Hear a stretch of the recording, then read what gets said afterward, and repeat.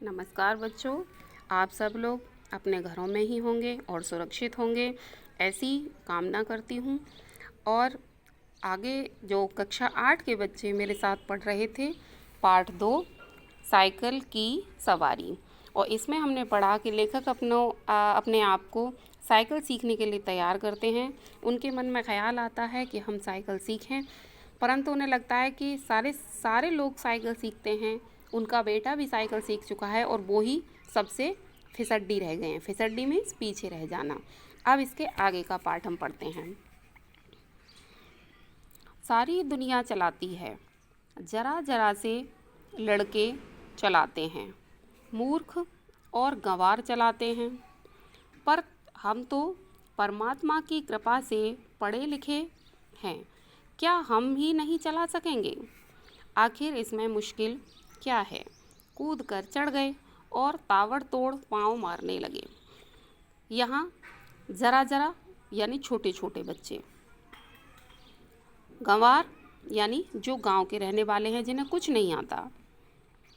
वो लेखक कहता है कि हर व्यक्ति साइकिल चला सकता है, तो ईश्वर की कृपा से हम तो पढ़े लिखे हैं, तो आखिरकार हम क्यों नहीं चला सकते? यहाँ परमात्मा, कृपा, ये शब्द इमला शब्द में आते हैं, थोड़े कठिन हैं, इसलिए इनको अच्छे से उच्चारण करें।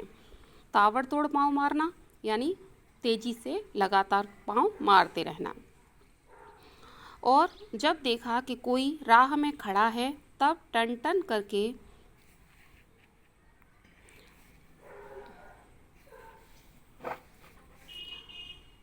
घंटी बजा दी। जब कोई देखा कि रास्ते में खड़ा हुआ है तो साइकिल की घंटी बजा दी।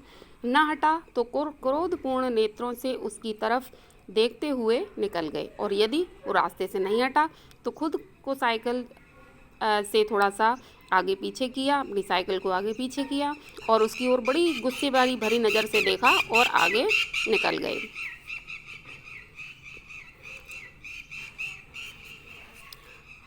बस यही तो सारा गुर है। गुर माने, गुरु किसको कहते हैं? गुण। वो कहता है बस यही तो सारा गुण है इस लोहे की सवारी में। लेखक कहता है बस यही तो गुण है इस लोहे की सवारी में, कुछ ही दिनों में सीख लेंगे। अब उन्हें लगने लगा कि अब तो हम आसानी से इसको कुछ ही दिनों में सीख लेंगे। हमने निश्चय कर लिया कि चाहे जो हो जाए परवाह नहीं। लेखक कहता है कि हमने निश्चय कर लिया कि अब हम साइकिल जरूर सीखेंगे और चाहे कुछ भी हो जाए। अगला पैराग्राफ। दूसरे दिन हमने अपने फटे पुराने कपड़े तलाश किए और उन्हें ले जाकर श्रीमती जी के सामने पटक दिया। लेखक कहता है हमने अपने पुराने धुराने कपड़ों को ढूंढा और अपनी पत्नी के सामने उनको डाल दिया, और क्या कहा कि इनकी ज़रा मरम्मत कर दो। पत्नी से क्या कहा? इनकी ज़रा मरम्मत कर दो, ये जगह जगह से फट गए हैं, उनकी सिलाई कर दो। श्रीमती जी ने हमारी तरफ अचरज भरी दृष्टि से देखा। अचरज भरी यानी आश्चर्य से, दृष्टि माने नज़रों से। उनकी पत्नी ने उन्हें बड़े आश्चर्य की नज़रों से देखा और कहा, कपड़ों में अब जान ही कहाँ है जो मरम्मत करूं? ये तो फेंक दिए थे, आप कहाँ से उठा लाए? वहीं जाकर डाल आइए। लेखक की पत्नी कहने लगी, ये तो हमने फेंक दिए थे, आप कहाँ से उठा लाए? ले जाइए और उन्हें वहीं फेंक आइए। हमने मुस्कुराकर श्रीमती जी की तरफ देखा और कहा, तुम हर समय बहस न किया करो। लेखक कहते हैं कि हमने अपनी पत्नी की तरफ बड़े मुस्कुरा के देखा और कहा कि तुम हमसे बहस मत किया करो। मैं इन्हें ढूंढ ढांढ कर लाया हूँ, ऐसे ही नहीं उठा लाया। कृपा करके इनकी मरम्मत कर डालो। और वे कहने लगे कि मैं इन्हें बड़ी मुश्किल से ढूंढ कर लाया हूँ, अब तुम ज़्यादा तर्क वितर्क ना करो और इन्हें सिल दो। श्रीमती जी बोली, पहले बताओ इनका क्या बनेगा? वो भी जिद करने लगी और पूछने लगी कि पहले ये बताओ कि इनका होगा क्या। हम चाहते थे कि घर में किसी को कानो कान खबर ना हो। कानो कान खबर ना होना, यहाँ मैंने इसको अंडरलाइन किया हुआ है। ये क्या है? मुहावरा है। कानो कान खबर ना होना यानी चुपके से किसी काम को करना। और हम साइकिल सवार बन जाएं। लेखक क्या चाहते थे कि हम किसी को ना बताएं, चुपके से साइकिल चलाना सीख लें और हम साइकिल सवार बन जाएं। और इसके बाद जब इस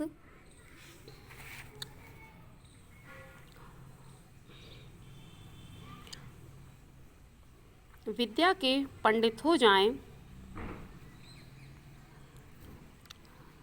तब एक दिन जहांगीर के मकबरे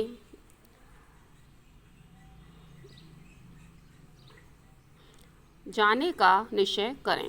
और जब हम इस साइकिल को चलाने में पूरी तरह पारंगत हो जाएं तो फिर वहाँ जहांगीर के जो मकबरा है उसको देखने का निश्चय करें। और किसके साथ? अपने घर वालों के साथ। लेकिन क्या कहते हैं? घर वालों को तांगे में बिठा दें। अब उन्होंने सोचा कि भाई घर वालों को तांगे में बिठा दें और कहें तुम चलो हम दूसरे तांगे में आते हैं। जब वे चले जाएं तब साइकिल पर सवार होकर उनको रास्ते में मिलें। और लेखक क्या चाहते थे कि हम घर वालों को तांगे में बिठा दें और उनसे कहते हैं कि तुम आगे बढ़ो, तुम आगे चलो, हम दूसरे तांगे में आते हैं। और जब वे चले जाएं तो हम साइकिल पर सवार होकर उनको रास्ते में मिल जाएं। हमें साइकिल पर सवार देखकर उन लोगों की क्या हालत होगी, हैरान हो जाएंगे। वे सोच रहे थे कि जब वो हमें साइकिल पर सवार होते हुए देखेंगे तो देखकर उनके आश्चर्य की सीमा नहीं रहेगी। आंखें मल मल कर देखेंगे। आंखें मल मल कर देखना, फिर ये मुहावरा है, आंखें मल मल कर देखना यानी विश्वास ना होना कि कहीं कोई और तो नहीं। वो क्या सोच रहे हैं अपने मन में कि घर वाले आश्चर्य से देखेंगे हमें कि कहीं हम कोई और तो नहीं, या हम ही साइकिल चला रहे हैं, कहीं हमारी जगह कोई दूसरा तो नहीं चला रहा। परंतु हम गर्दन टेढ़ी करके दूसरी तरफ देखने लग जाएं। और लेखक क्या कर रहे थे? सोच रहे थे कि हम इस चीज़ को बिल्कुल इग्नोर कर दें, यानी अनदेखा कर देना, और हम दूसरी तरफ देखने लगें जैसे हमें कुछ मालूम ही नहीं, जैसे यह सवारी हमारे लिए साधारण बात है, कि जैसे हमें कुछ पता ही नहीं, हमें तो साइकिल चलाना बहुत पहले से आता था और ये हमारे लिए बहुत साधारण बात थी। झक मारकर बताना पड़ा। झक मारना ये भी मुहावरा है। झक मारना यानी परेशान होना, कि रोज़ रोज़ तांगे का खर्च मारे डालता है। साइकिल चलाना सीखेंगे। श्रीमती जी ने बच्चों को सुलाते हुए हमारी तरफ देखा और मुस्कुराकर बोली, मुझे तो आशा नहीं, खैर यत्न करके देखिए। झक मारकर जब उन्होंने बता दिया कि हम साइकिल चलाना सीख रहे हैं इसलिए हम कपड़े लाए हैं, तो उन्होंने क्या बताया कि रोज़ रोज़ के तांगे का जो खर्च है, हम आते हैं जाते हैं, बहुत ज़्यादा तांगे का खर्च हो जाता है, इसलिए हम साइकिल चलाना सीखेंगे। तो पत्नी ने बच्चे को सुलाते हुए उनकी तरफ देखा और कहने लगी, खैर हमें तो उम्मीद नहीं है, आशा ना होना, उम्मीद ना होना, पर तुम प्रयत्न कर लो। मगर कपड़ों का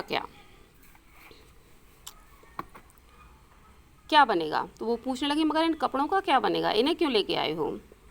हमने ज़रा रौब से कहा। रौब से कहना यानी बड़े गुस्से में कहना या बड़े शान से कहना, आखिर साइकिल से 1 या 2 बार गिरेंगे या नहीं। उन्होंने क्या कहा कि आखिरकार हम साइकिल से जब सीखेंगे तो 1-2 बार गिरेंगे, और गिरने से कपड़े फटेंगे या नहीं। और ये भी तुम जानती, जब हम गिरेंगे तो हमारे कपड़े भी फटेंगे। जो मूर्ख हैं वे नए कपड़ों का नुकसान कर बैठते हैं, और जो मूर्ख लोग होते हैं वो अपने नए कपड़े पहन कर ही साइकिल चलाना सीखते हैं और उनके कपड़े फट जाते हैं। जो बुद्धिमान हैं वे पुराने कपड़ों से काम चलाते हैं, और जो बुद्धिमान लोग होते हैं जिनके अंदर थोड़ी बुद्धि होती है, वो पता है उन्हें कि कपड़े फटेंगे, इसलिए वो पुराने कपड़ों से ही काम चलाते हैं, नए कपड़ों को भला क्यों फाड़ना। मालूम होता है हमारी इस युक्ति का हमारी पत्नी के पास कोई जवाब ना था। युक्ति माने तरीका। लेखक कहता है कि ऐसा लगने लगा कि हमने जो बात पत्नी से कही उन बातों का पत्नी के पास कोई जवाब नहीं था। क्योंकि उन्होंने उसी समय मशीन मंगवाकर उन कपड़ों की मरम्मत शुरू कर दी, और इसीलिए पत्नी ने कोई तर्क वितर्क नहीं किया और उसी समय मशीन मंगवाकर उनकी सिलाई करना शुरू कर दी। इधर हमने बाजार से मरहम के 2 डिब्बे खरीद लिए। लेखक क्या कह रहा है, हमने पूरी तैयारी कर ली थी, बाजार से मरहम के भी डिब्बे खरीद लिए कि चोट लगने पर उसका उसी समय इलाज किया जा सके। उन्हें पता था गिरेंगे तो चोट लगेगी, तो उसी समय मरहम लगाकर उनका इलाज किया जा सके। इसके बाद जाकर एक खुला मैदान तलाश किया ताकि दूसरे दिन से साइकिल की सवारी का अभ्यास किया जा सके। और दूसरे दिन हमने क्या किया, अगले दिन जाकर के एक मैदान तलाश किया कि आसपास कहीं मैदान है या नहीं, जिससे कि हम साइकिल की सवारी का अभ्यास शुरू कर सकें।